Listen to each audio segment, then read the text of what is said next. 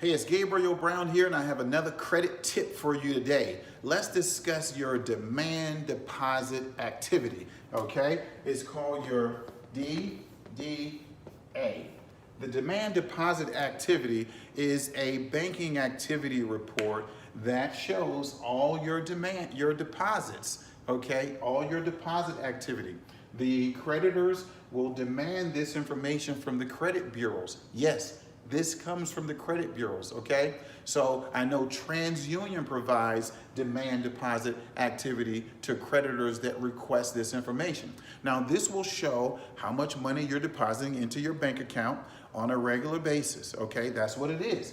And if you're not depositing a lot of money and the creditor that you're applying, let's say you're applying for a personal loan, right?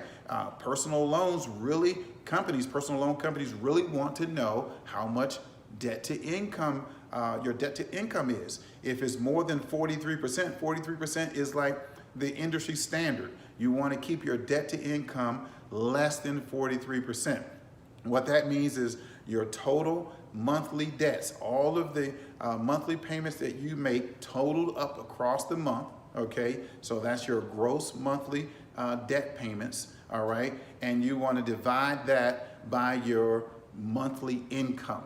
Okay, so your gross monthly payments, the total of all of them across your 30-day period, divided by your gross monthly income will give you your debt to income. If that's over 43%, that's a problem, okay? If it's under 43%, okay, that's not a problem so much.